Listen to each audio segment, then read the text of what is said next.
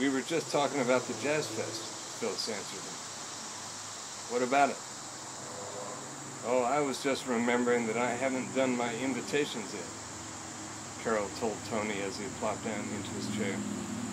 He looked around and noticed that the coffee had stopped dripping. Coffee's up. Phyllis peeked over her shoulder, then turned to pour the cups. Carol turned with her to receive some, and then they both looked back to the table. Phyllis with the mug for me in her extra hand. While we began sipping coffee, Tony spoke directly to Carol. Hey, Carol, let's go see a movie tomorrow. She waited a beat before answering. Too much work to do, bud. Tomorrow's Sunday, Tony complained to Carol. Take a day off, for Christ's sake, he added with a touch of commendable irony, whether he meant it or not. Carol had already mentioned she could take it easy on Sunday, but that was before Tony showed up. Maybe she wanted to chill out a bit on the day of rest, but maybe she didn't want to chill out with him. For example, maybe she had a new friend in jail. Did he ever think of that? I drank my black coffee happily, but there was something semi-intimate in Carol's tone that suggested there might be a little more between her and Tony than I cared to know about. Maybe Tony wasn't full of shit at all. Maybe they'd fallen madly and hopelessly in love, and it was only his timing and behavior that were off. Let's talk about it tomorrow, Carol answered Tony.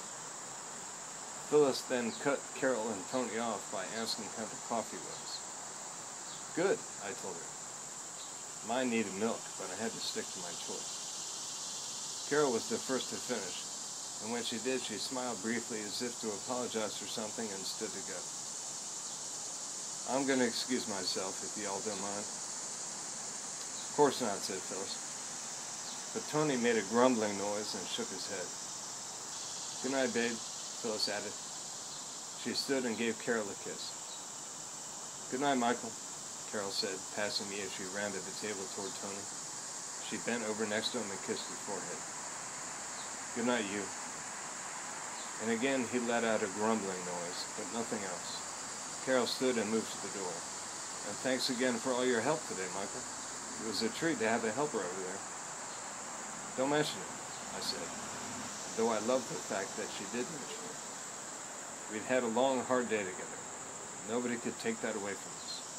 I was drunk. Carol let herself out, and the screen door closed itself after her with a snap. The vibrating metal spring gradually came to rest. That woman, Tony began promptly, visibly bothered, and probably not very happy about showing it. That woman will be the death of me. Drunk and feeling a bit nonplussed about the apparent slippage of private matters into what could have been a nicer, simpler evening out, I got up and took an overdue trip to the bathroom. In the next room, I heard Phyllis say something to Tony under her breath. Whatever it was set him off. Well, why the heck not? Can you blame me? When I was in the bathroom with the door closed, he went on, raised his voice a couple of notches, and thumped his fist on the table, bouncing civilly. How long does she think I'll wait? Jesus! How long does she think he'll wait for what? Maybe his apartment needs a new hot water heater. But then I was distracted.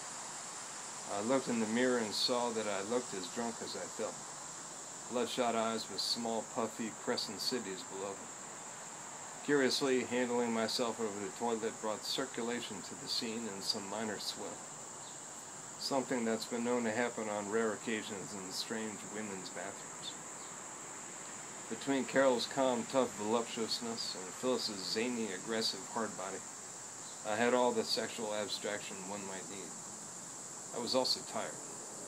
My inability to figure out my dinner companion's exact relationships had given way to a semi-inebriated surrender, and with it a pleasantly numbed physical state, conscious more of body parts than of facts, the simple ebb and flow of one's blood in response to external stimuli.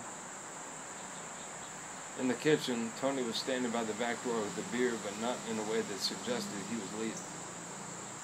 Phyllis was seated, leaning back with her feet up on Tony's abandoned chair. So what does your son do, Phyllis, on the average Saturday night? I asked to show I hadn't been listening to them from the bathroom, or that if I had been, I didn't care to continue. Greg's at a rave tonight, Phyllis said matter-of-factly. A rave, huh? I grabbed my chair, though wondering whether I shouldn't excuse myself instead. Those are pretty crazy scenes, if I remember. Greg's a good boy, Phyllis began. I don't worry about him too much. Geez, high school would have been great with a mom like you, I continued. I couldn't see myself as Phyllis's son, but maybe a son's friend, for how we fantasize about our friends' good-looking mothers. I was tired and sloppy. There was no hiding it. I drank my coffee and stopped talking. Anthony, doll, Phyllis started up. Why don't you just lay low for a while? Nobody likes to be rushed, or made to feel awkward, you know. They were speaking covertly now, but the gist of it was plain as day. Tony was in love with Carol.